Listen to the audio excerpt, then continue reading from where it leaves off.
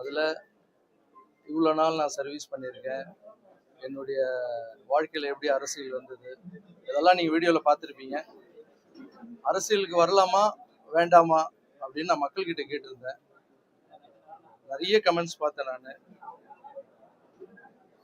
சின்ன பசங்கள்லேருந்து வயசானவங்க வரைக்கும் எல்லாரும் அவ்வளோ அன்போட வாங்க நீங்கள் வராமல் வேற யார் வர்றது. ஒரு சிலர்லாம் பார்த்தீங்கன்னா யூத் பசங்கள்லாம் திட்டுறாங்க, நம்மள என்னென்ன யோசனை பண்ணிக்கிறீங்க வாங்கினே அப்படின்றாங்க.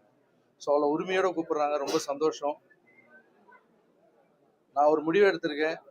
அது இன்னும் கூடிய சீக்கிரத்தில் என் எல்லா ரசிகரையும் கூப்பிட்டு எங்கள் அம்மாவை அந்த ஸ்டேஜில் உட்கார வச்சு அந்த நல்ல முடிவை சொல்லலான் இருக்கேன். ஸோ எல்லாமே நல்லதாகவே நடக்கும்.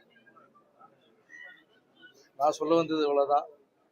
ஸோ இங்கே என்னை வீட்டு தேடி வந்த என்னுடைய ரசிகர்கள் எல்லாருக்கும் என்னுடைய நன்றி தெரிவிச்சுக்கிறேன். என்கிட்ட சொன்னது இந்த திருநங்கை சிஸ்டர்ஸ்லாம் வந்திருக்காங்க, பார்க்க வந்திருக்காங்க, உங்களுக்கு பொக்கே கொடுக்க வந்திருக்காங்க. நான் ஜிம்மில் இருந்தேன், சரி பார்க்க வந்திருக்காங்க. அப்புறம் ஒரு சிலர் வந்திருக்காங்கன்னு சொன்னாங்க. பார்த்தா இவ்வளோ அன்புகள் வீட்டாண்ட கூட்டியிருக்காங்க. வந்த எல்லாருக்கும் என்னுடைய நன்றி. நீங்க நினைச்சது கூடிய சீக்கிரம் நடக்க போகுது. தேங்க்யூ. நீங்க என்ன கேள்வி நீங்க அரசியலுக்கு வரப்போறீங்களா இல்லையா, இதை முதல்ல தெளிவுபடுத்தணும்ன்றது மக்கள் எதிர்பார்க்கறாங்க. சார், நான் கமெண்ட்ஸ் எல்லாம் படிச்சேன். நான் ஒரு நல்ல முடிவு எடுத்திருக்கேன். அதை என் ஃபேன்ஸ் எல்லாரையும் கூப்பிட்டு எங்க அம்மாவை அந்த ஸ்டேஜில் உட்கார வச்சு அந்த முடிவை சொல்றேன்.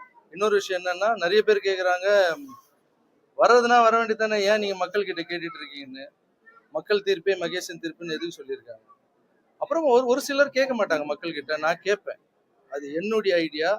நான் என்ன நினைக்கிறோன்னு அப்படிதான் வாழ முடியும். மற்றவங்க என்ன சொல்றாங்களோ அதுக்கேற்ற மாதிரி வாழ முடியாது. புரியுதுங்களா? மக்கள் கிட்ட ஏன் கேட்கணும்? இவ்வளோ நாள் வீட்டில் அம்மா கிட்ட கேட்டோம், என் தம்பி கிட்ட கேட்டோம், எல்லா உறவுகிட்டையும் கேட்குறோம். ஸோ தாய்க்கு நிகரான்னு நினைக்கிற என்னுடைய மக்கள் கிட்ட கேட்கறதுல என்ன தப்பு? இவ்வளோ நாள் என் கூட டிராவல் பண்ணி வந்திருக்காங்க என் ரசிகர்கள். அப்புறம் திருநங்கை தங்கைகள் கூட நேற்று பேசினேன், என்னுடைய மாற்றுத்திறனாளிகளாலும் கூட பேசினேன். எல்லாருக்கும் பேசி ஒரு வார்த்தை கேட்கறதுல அவங்களுக்கு மரியாதை கொடுக்கறதுல என்ன கெட்டு போகுது? ஸோ நீங்க ஏன் கேட்குறீங்கன்ற கேள்வி கேட்குறீங்கல்ல, அது உங்க விருப்பம், நீங்க கேளுங்க. நான் இனிமே எதனா செய்யறதுன்னா மக்கள் கிட்ட கேட்டு தான் செய்வேன். அதுக்குன்னு சின்ன சின்ன விஷயம்லாம் இல்லை. ஏதோ ஒரு பெரிய முடிவு எடுக்கணும்னா மக்கள் கிட்ட கேட்பேன். இது ஏன் ஸ்டைல். ஆல்ரெடி நீங்க அரசியல்ல இருக்கிறதா தான் நாங்க புரிஞ்சுக்கணும். இந்த ஒரு மாசம் தாவேக அரசு நீங்க எப்படி பாத்தீங்க, எப்படி மதிப்பிடுறீங்க, அவங்களோட செயல்பாடுகள் எப்படி இருக்கு? புரியல சார். தமிழக வெற்றி கழக அரசு, விஜய் தலைமையிலான அரசு ஒரு மாசம் கடந்து இருக்கு, முடிச்சிருக்காங்க. அவங்களுடைய செயல்பாடுகள் எப்படி இருக்குன்னு பாக்குறீங்க, எப்படி மதிப்பிடுறீங்க? இந்த ஒரு மாசமா நான் பார்த்துட்டு தான் சார் இருக்கேன். இந்த அரசு என்ன பண்றாங்க, அவங்களுடைய செயல்பாடுகள் எப்படி இருக்குன்னு தான் உங்களுடைய கேள்வி. என்னை பொறுத்த வரைக்கும் ரொம்ப நல்லா இருக்கு, சூப்பராகவே இருக்குன்னு சொல்லலாம். அதுக்கு முக்கியமான காரணம் என்னன்னா, ஒரு விஷயம் என்ன ரொம்ப இம்ப்ரெஸ் பண்ணுச்சு. கோவில் முன்னாடி இருக்கிற மதுக்கடையை மூடுறதுன்னுறது, ஸ்கூல் பசங்க ஸ்கூலுக்கு முன்னாடி மதுக்கடையை மூடுறதுன்றது எனக்கு ரொம்ப பிடிச்சிருந்தது. அப்புறம் இந்த கல்வித்துறை அமைச்சர் அவருடைய நடவடிக்கை, அப்புறம் அறநிலைத்துறை அமைச்சர் அவருடைய நடவடிக்கை, இதெல்லாம் வீடியோவில் பார்க்குறோம். உங்களை மாதிரி தான் நானும் பார்த்துட்டு இருக்கேன். ஸோ அவங்களுக்கு கொஞ்சம் டைம் கூட தேவைப்படுது சார். இப்போ நம்ம ஒரு புதிய ஏரியாவில் போய் நம்ம ஒரு வாடகை வீட்டுக்கு போகிறோம்னு வச்சுங்களேன். அந்த வாடகை வீட்டுக்கு போனவொடனே வீடு பார்க்கும்போது நல்லா இருக்கும் சார். ஓனர் கீ கொடுப்பாரு. வீட்டுக்குள்ளே போனாதான் எங்கே பைப்பு சரியில்லை, எங்கே ஃபேன் சுற்றலை, எந்த இடத்துல பெயிண்ட் அடிச்சு கொட்டுத, உள்ளே போன பிறகு தான் சார் தெரியும் நம்மளுக்கு. ஸோ அந்த மாதிரி ஒரு வீட்டுக்கு போகிறதுக்கே அப்படி இருக்கு. ரோட்டில் இருக்கிற தெருநாய் கூட நம்மளை பார்த்தா கத்தும், யார் இது புது ஆள் வந்திருக்காங்க அப்படின்னு. அந்த தெருநாய் இருக்குல்ல, அதுக்கு பிடிச்ச பிஸ்கெட் போடணும். ஒரு சில தெருநாய்ங்கெல்லாம் பார்த்தீங்கன்னா பிஸ்கெட் சாப்பிடாது, பிரியாணி தான் சாப்பிடும், நான்வெஜ் தான் சாப்பிடும். அதுக்கு பிடிச்ச மாதிரி செஞ்சு அதை போட்டு அது நம்மளை கத்தாம பார்த்துக்கணும். ஒரு நாய்க்கோ ஒரு வீட்டுக்கே இவ்வளோ ஆகுதுன்னா, ஒரு நாட்டை கொடுத்துருக்கீங்க, கொஞ்சமாவது டைம் கொடுங்க, பாசிட்டிவா திங்க் பண்ணுங்க. புதுசா அரசு வேணும், மாற்றம் வேணும், மாற்றம் வேணும்னு கேட்குறீங்க. மாற்றம் வந்துடுச்சு, மாற்றத்துக்கு கொஞ்சமான டைம் கொடுக்கணும்வா? ஒரு வாடகை வீட்டுக்கே நம்மளுக்கு இவ்வளோ கஷ்டப்பட வேண்டியது இருக்கு. ஒரு அரசாங்கத்தை புதுசாக கொடுத்துருக்காங்க. ஸோ என்னை பொறுத்த வரைக்கும் அவங்களுக்கு கொஞ்சம் டைம் கொடுத்தா நல்லதுன்னு நினைக்கிறேன். சார், கடுமையான விமர்சனங்கள் அவங்க முன்வைக்கிறதுக்கு ரீசன் என்னன்னா, என்னை பொறுத்த வரைக்கும் சார், நான் எது இருந்தாலும் மனசில் படுத்த ஓப்பனாக பேசுவேன். அதுக்கு பொறாமை தான் சார் காரணம். ஏன்னா விமர்சனங்கள் நம்ம வைக்கிறதுக்கு முன்னாடி நம்ம என்ன செஞ்சோம் அப்படின்னு கொஞ்சம் யோசனை பண்ணிட்டு விமர்சனங்கள் வச்சா நல்லா இருக்கும். கொஞ்சம் டைம் கொடுங்க சார். என்னை பொறுத்த வரைக்கும் என்னன்னா கொஞ்சம் டைம் கொடுத்தா நல்லா இருக்கும். சார் திருச்சி கிழக்குல நீங்க போட்டியிட போறீங்களா? திருச்சி கிழக்குல போட்டு சார், நான் முதல்ல அரசியல் வரனா இல்லையான்னு நான் எங்க அம்மா முன்னாடியும் எங்க ரசிகர் முன்னாடியும் சொல்றேன்னு சொல்லியிருக்கேன். அது சொன்னப்புறம் அதை பத்தி பேசலாம். சரி, உங்களோட அரசியல் வருகை அறிவிச்சதுக்கு அப்புறம் எதை நோக்கி நீங்க பயணம் பண்ண போறீங்க? உங்க ரசிகர்களோட பெரும்பாலான கருத்து தாவேக்காக அப்படின்னு சொல்றாங்க. கமெண்ட்ஸ்லயும் தாவேக்காங்கிற பதிவு வந்து அதிகமா இருக்கு. இப்படி சார், யாரு கூட வரணும், எந்த டைம்ல வரணும், எப்படி வரணும், என்னுடைய அரசியல் நிலைப்பாடு என்னன்னு நான் ஒரு நல்ல முடிவு எடுத்திருக்கேன். அதை கூடிய சீக்கிரம் ரசிகர்கள் முன்னாடி சொல்றேன். எதிர்கட்சிகள்லாம் ஒரு விமர்சனத்தை வைக்கிறாங்க விஜய் மீது. சார், யாரோட சேர்ந்து பயணிக்க போறீங்க சார் உங்க அரசியல் வாழ்க்கை? அதெல்லாம் கொஞ்சம் பர்சனல் சார்.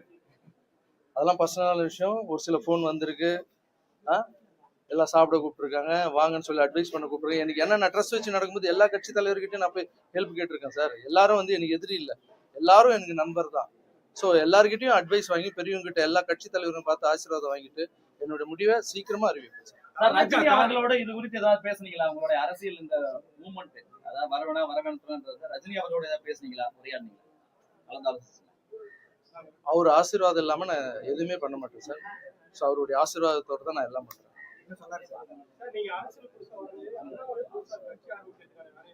ஏன் சார், புரியல. அண்ணாமலை அவர்கள் புதிய இயக்கத்தை தொடங்குறதுக்கு திட்டமிட்டிருக்காரு. அண்ணாமலை யார் வேணா வரலாம் சார், நல்லது பண்ணுறதுக்கு யார் வேணா வரலாம்ல.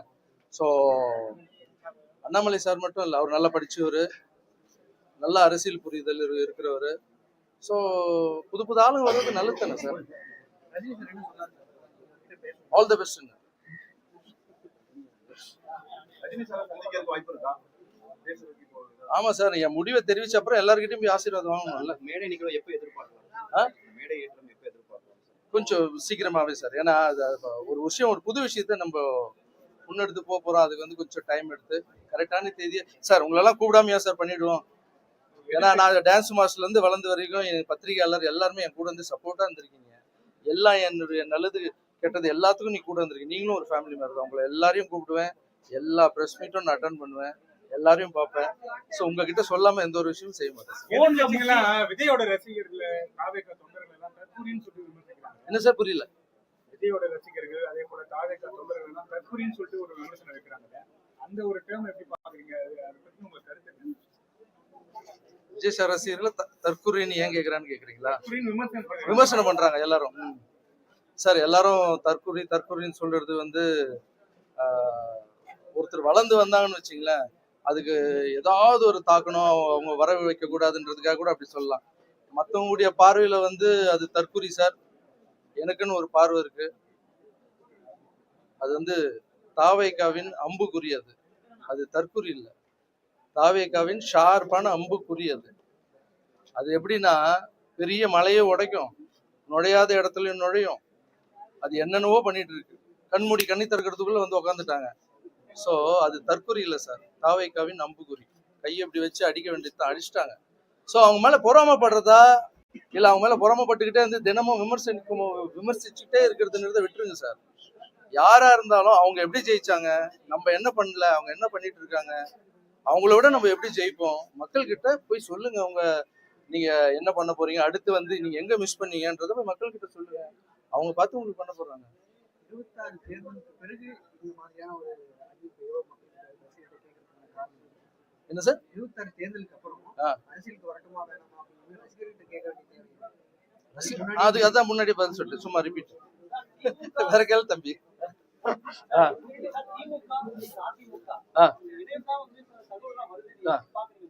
இல்ல சார், அதெல்லாம் ரூமர் சார். ரூமருக்கெல்லாம் பதில் சொல்ல முடியாது சார். ஏன்னா நம்ம வந்து எந்த விஷயம் வந்து வெளிப்படையா அவங்க சொல்றாங்களோ அதுக்குதான் சொல்ல முடியும். அரசியலுக்கு வரனா இல்லையன்றது சொல்லிடுறேன், அதுக்கப்புறம் நடிப்பினத்தை பற்றி பேசலாம். விஜய் அவர்கள் வந்து பிரஸ் மீட்டே பண்ண மாட்டாரு, தமிழ்நாடு நலன் சார்ந்த பிரச்சனைகள் தொடர்பா இது வரைக்கும் பேச மாட்டாரு. அதுக்கு ஏதோ ஒரு காரணம், அது ஏதாவது ஒரு காரணம் இருக்கும். சும்மா வந்து உட்காந்து பேசிட்டு இருக்கிறவங்க வேணுமா இல்ல செயல்படுறவங்க வேணுமா, நீங்க தான் டிசைட் பண்ணுங்க.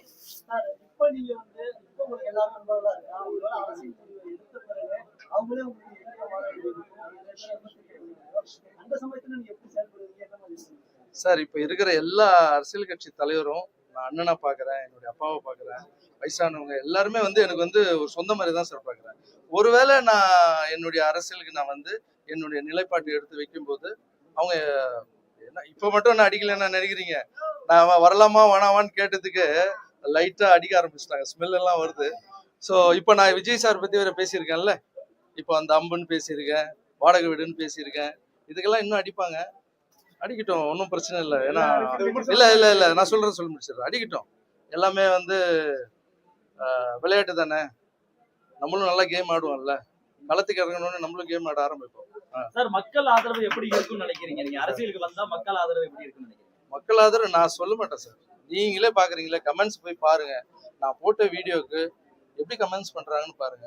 கண்டிப்பா மக்களுக்கு யாரு நல்லவங்க கெட்டவங்கன்னு தெரியும் சார். சார் நடிக்கவே முடியாது சார். இப்ப இருக்கிற சோசியல் மீடியா வளர்ந்துருச்சு சார். நீ நடிச்சா அதுக்கு உண்டான பலன் கிடைக்கும் சார். நீ உண்மையா இருந்தா அதுக்கு உண்டான பலன் கிடைக்கும் சார். நான் நடிக்க மாட்டேன் சார், உண்மையா இருப்பேன் சார். சில வருஷத்துக்கு முன்னாடி வந்து உங்களுக்கும் திரு சீமான் அவர்களுக்கும் ஒரு கருத்து மோதல் இருந்தது. அது தீர்ந்துருச்சா இல்ல அவரையும் நீங்க அண்ணனா தான் பாக்குறீங்களா இல்ல அவரை போய் சந்திக்கிறீங்களா? அதான் சொல்ல வீடியோலயே சொல்லிட்டேன்ல சார். சீமான் சார் வந்து ஃபர்ஸ்ட் பிரச்சனையா இருந்தது. அதுக்கப்புறம் ஜிகர்தண்டா பார்த்தேன். அவர் தான் அன்பு, எது கொடுத்தாலும் அதீதமா இருக்கும். அண்ணன் ஃபோன் பண்ணி பேசினார். எல்லாம் டீட்டெயிலா சொல்லியிருக்கேன் சார். இங்க அரசியலுக்கு நான் வர்றது வந்து சண்டை போடுறதுக்கு வரல சார். வெறுப்பு அரசியல் பண்றதுக்காக வரல. மக்களுக்கு என்னால முடிஞ்சது பண்ணிட்டு இருக்கேன். இதுக்கப்புறம் வந்தா அதுல எப்படி எல்லாம் பண்ண முடியும்ன்ற ஒரே ஒரு ஆசை தான் சார். இதுக்கப்புறம் இங்க வந்து பணம் சம்பாதிக்கணும், இல்ல இது வந்து பதவியில உட்காந்துக்கணும், அதுக்கெல்லாம் வரல சார். எனக்கு தெரிஞ்ச ஒரு 100 மாற்றுத்திறனாளிக்கு பண்றேன்னா அங்க வந்து லட்சம் மாற்றுத்திறனாளிக்கு பண்ணுவேன் சார். எனக்கு தெரிஞ்ச கஷ்டப்படுறவங்க, சாப்பிடுறவங்க, ஒருமை நிலையில இருக்கிறவங்களுக்கு இப்ப முடிஞ்சு 1 லட்சம் பேருக்கு பண்றேன்னா அங்க வந்து கோடி மெம்பருக்கு என்னால பண்ண முடியும் சார். சார் பணம் லைஃப் இல்லை சார். வாழும்போது மனுஷன் எப்படி வாழ்ந்தான் எப்படி செத்தான்றது தான் சார். நான் சாகும்போது ஊரே அழும் சார். Thank you so much.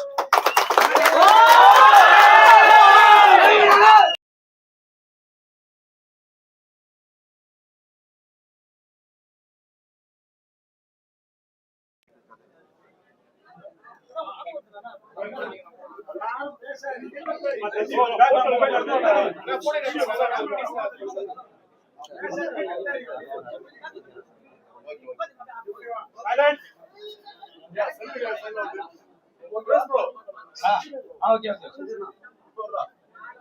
ரெடியா சார்?